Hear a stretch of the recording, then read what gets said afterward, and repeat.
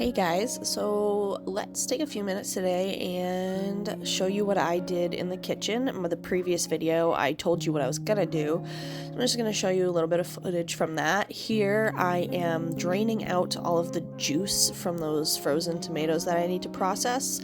That's kind of the cool part about freezing and unfreezing tomatoes, is that all of the juice comes out of them on its own, and this juice is really good for cooking rice with or adding to soups. It has a lot of flavor and nutrients in it.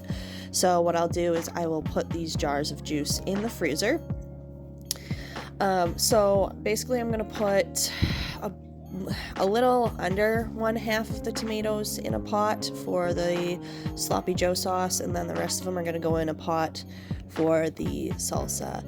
Isn't that a beautiful orange tomato? I can't wait to have these things fresh again. I miss them so much. So those are the tomatoes for the sloppy joe sauce, and I did drain off more juice as they cooked down a little bit.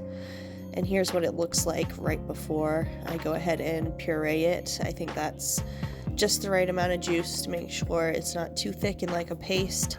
I did puree everything, stems and all, and it really wasn't that bad of a texture. The seeds are kind of annoying, but it wasn't terrible. Immersion blenders are lifesavers. If you guys don't have one, seriously, get one. So I'm also going to make some sourdough bread today. My sourdough bread recipe is 100 grams of starter, and then it is 400 grams of water and 500 grams of flour, typically bread flour. I think today I used unbleached all-purpose flour because I was out of bread flour, and it worked just fine. You'll see that in a little bit here.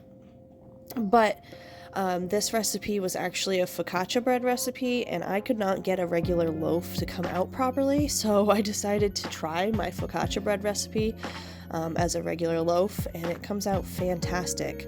I'll kind of walk you guys through it here. So it's those, also 14 grams of salt. Don't forget the salt, goodness, that's where all the flavor comes from. So 100 grams of starter, 400 grams of water, 500 grams of flour, and 14 grams of salt. And then I'm just going to stir this together and let it sit for an hour. And then at the end of that hour, I'm going to fold it 3 to 4 times and let it sit for another hour. And I'm going to do that 2 more times, so for 2 more hours. So 3 folds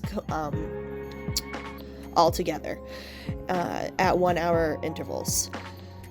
And then after the 3 folds, it's going to sit out on the counter for 6 to 8 hours before going in the fridge overnight. Now here I am cutting up some pork fat back that needs to be rendered down into lard. Our lard, we don't render it super slow for a couple reasons. One, we don't really use it for baking, we use it for cooking, like in place of butter with sauteing and roasting vegetables. And the other reason is that for some reason my crock pot cooks really high, even on a low setting. So now I'm going to take a few of these chunks of fat back and turn them into salt pork, which is something that we love around here, and heading into barbecue season, this will be really good to have. We like to put a whole chunk of salt pork on the smoker, and it's absolutely phenomenal.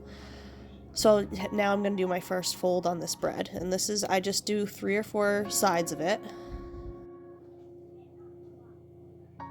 And I only do it 3 times, like I said, at 1 hour intervals, and it works pretty well for me.